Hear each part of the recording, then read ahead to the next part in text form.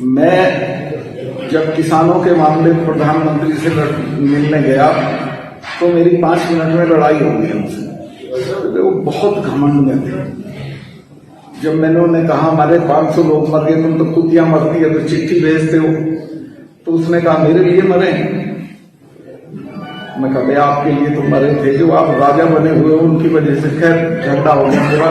उन्होंने कहा तुम अमित शाह से मिलो। मैं अमित शाह से मिला। उसने कहा सत्ता इसकी अकल मार रखी है लोगों ने, तुम बेफिक्र रहो, मिलते रहो, ये किसी न किसी दिन समझ में आ। एक गवर्नर ये कह रहा है कि प्रधानमंत्री के सामने जब सच्चाई को बयान किया जा रहा था तो प्रधानमंत्री नाराज हो गए। अब आप अगर गवर्नर की बात का यकीन नहीं करेंगे, चलिए अब ओवैसी की बात का यकीन नहीं करेंगे, मगर गवर्नर है ना, गवर्नर कह रहा है कि प्रधानमंत्री सच्चाई सुनने तैयार नहीं है।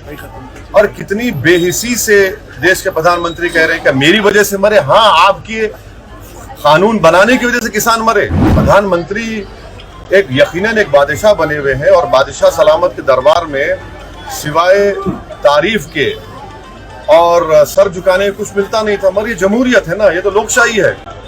कोई भी आकर किसी के बारे में कह सकता है, मेरे बारे में कह सकता है। तो हम तो उम्मीद करेंगे कि प्रधानमंत्री और ज्यादा सच्चाई को सुने। कड़वी जरूर है, इससे ये बात जाहिर होती है कि प्रधानमंत्री देश की जनता तो छोड़िए, प्रधानमंत्री अपनी सरकार के अपॉइंटेड गवर्नर की सच्चाई को सुनने के लिए तैयार नहीं। श्री नरेंद्र मोदी का अहंकार और उनका सच्चाई को नहीं सुनना और ना मानना, ये इस बात को बताता है कि प्रधानमंत्री देश की जनता की तकलीफ से बिल्कुल दूर है। वो यकीनन एक ऐसे बादशाह हैं जो सिर्फ अपनी तारीफ और अपनी तारीफ सुनना चाहते हैं। किसान लॉस को जो वापस लिया गया, मैंने उस वक्त भी कहा, आज भी कह रहा हूं कि बीजेपी ने हालत मजबूरी में किया, क्योंकि उनको नजर आ रहा था कि जमीन खिसक रही है उत्तर प्रदेश में, पंजाब में, उत्तराखंड में।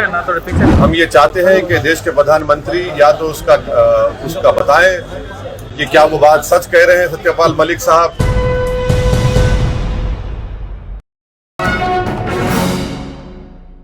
मैं जब किसानों के मामले प्रधानमंत्री से मिलने गया तो मेरी 5 मिनट में लड़ाई हो गई उनसे। वो बहुत घमंड में थे। जब मैंने उन्हें कहा हमारे 500 लोग मर गए, तुम तो कुतिया मरती है तो चिट्ठी भेजते हो, तो उसने कहा मेरे लिए मरे। मैं कहा भाई आपके लिए तो मरे थे, जो आप राजा बने हुए उनकी वजह से। खैर झगड़ा हो गया पूरा। उन्होंने कहा तुम अमित शाह से मिलो। मैं अमित शाह से मिला। उसने कहा सत्ता इसकी अकल मार रखी है लोगों ने, तुम बेफिक्र रहो, मिलते रहो, ये किसी न किसी दिन समझ में आ जाए। सत्यपाल मलिक साहब गवर्नर है और एक कॉन्स्टिट्यूशनल पोस्ट पर है।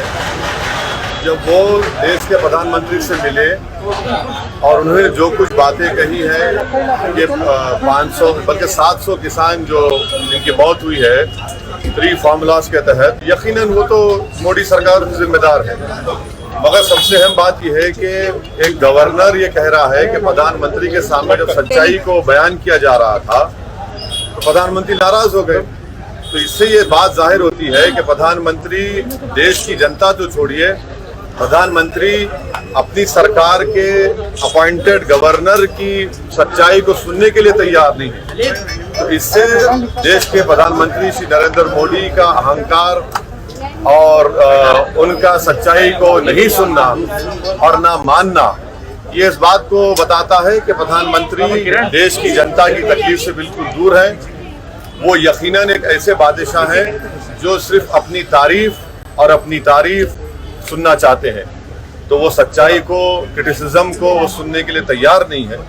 और उन्हें जो कुछ कहा सही है। और जो किसान लॉस को जो वापस लिया गया, मैंने उस वक्त भी कहा, आज भी कह रहा हूं कि बीजेपी ने हालत मजबूरी में किया, क्योंकि उनको नजर आ रहा था कि जमीन खिसक रही है उत्तर प्रदेश में, पंजाब में, उत्तराखंड में। इसीलिए उन्होंने हालत मजबूरी में, पॉलिटिकल कंपल्शन था।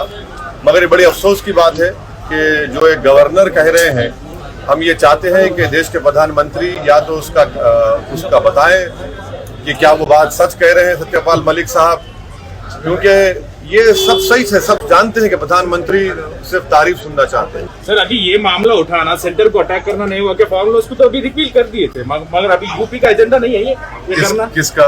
ये जो अभी सेंटर के ऊपर अगेंस्ट सत्यपाल मलिक बोलना और अपोजिशन पे टारगेट करना, ये कितना तक आप देखते हैं, सही समझते हैं? अरे आप तो ऐसा बीजेपी स्पोक्सपर्सन की तरह मुझसे सवाल कर रहे हैं। गवर्नर है, मजाक है क्या कोई? गवर्नमेंट ऑफ इंडिया मोदी साहब हिट कर रहे हैं, उनका पॉइंट ही है। अब आप अगर गवर्नर की बात पे यकीन नहीं करेंगे, चलिए अब ओवैसी की बात पे यकीन नहीं करेंगे, मगर गवर्नर है ना, गवर्नर कह रहा है कि प्रधानमंत्री सच्चाई सुनने तैयार नहीं है। और कितनी बेहिसी से देश के प्रधानमंत्री कह रहे हैं कि मेरी वजह से मरे। हाँ, आपकी कानून बनाने की वजह से किसान मरे, आप ही के कानून बनाने से बने, सारा देश जानता है। मगर 10 मिनट में प्रधानमंत्री गवर्नर से, वो खुद कह रहे हैं कि उनसे बहस हो गई, झगड़ा हो गया।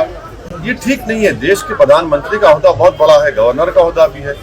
प्रधानमंत्री एक यकीनन एक बादशाह बने हुए हैं, और बादशाह सलामत के दरबार में सिवाय तारीफ के और सर झुकाने कुछ मिलता नहीं था। मगर ये जमहूरियत है ना, ये तो लोकशाही है। कोई भी आकर किसी के बारे में कह सकता है, मेरे बारे में कह सकता है। तो हम तो उम्मीद करेंगे कि प्रधानमंत्री और ज्यादा सच्चाई को सुने। कड़वी जरूर है, जैसा कि बेरोजगारी बढ़ चुकी है, कीमतें बढ़ चुकी हैं। ये प्रधानमंत्री अगर नहीं सुनना चाह रहे तो हम पुकार कर कह रहे हैं कि आप तक पहुंच जाए ये बात। सर आखिरी सवाल, गिटहब पे आपको कुछ कहना है?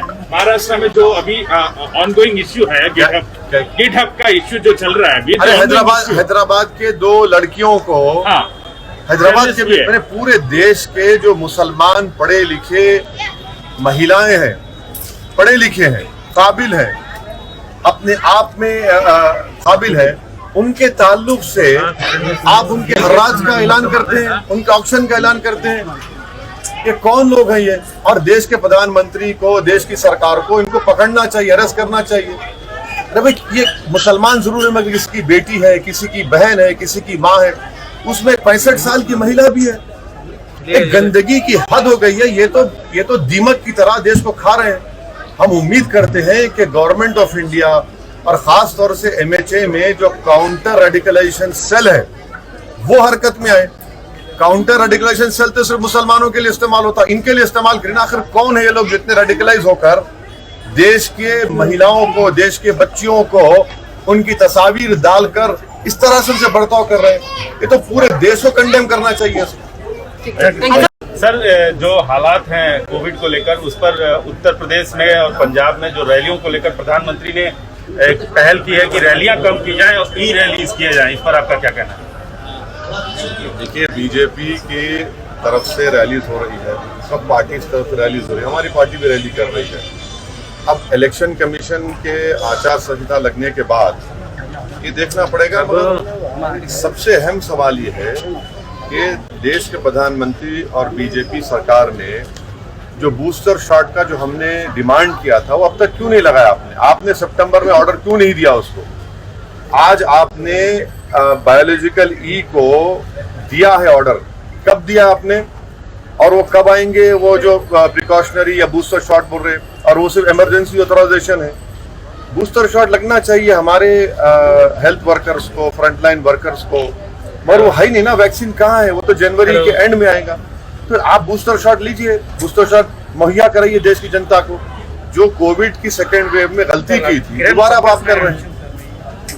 सर आज बच्चों के लिए अटैक करना नहीं हुआ, आज बच्चों के लिए वैक्सीन शुरू की गई है। हम आपके जरिए से, बल्कि हमारे पूरे पार्टी के जिम्मेदारान भी कोशिश कर रहे हैं कि 15 साल और 18 साल के दरमियान में जो आज वैक्सीनेशन का आगाज हुआ है, MIM पार्टी पूरी जनता से अपील करेगी कि फौरन 15 और 18 साल के दरमियान के बच्चे और बच्चियों को फौरन वो वैक्सीनेशन लगाना का काम करना का शुरू। सर MIM ओपनली आतिकी अहमद को और उनके बेटे को सपोर्ट कर रहे हैं, उसका नहीं। देखिए, अतीक साहब तो हमारी पार्टी में है, तो अजय मिश्रा टेनी, उनका बेटा जिस पर मर्डर का मुकदमा है, वो यूनियन कैबिनेट के मंत्री हैं। और बीजेपी के पास अभी मौजूदा उत्तर प्रदेश में 37% ऐसे MLAs हैं जिन पर क्रिमिनल चार्जेस हैं। तो और फिर भोपाल की MP है जिन्होंने गोडसे की तारीफ की, ये सब चीजें हैं।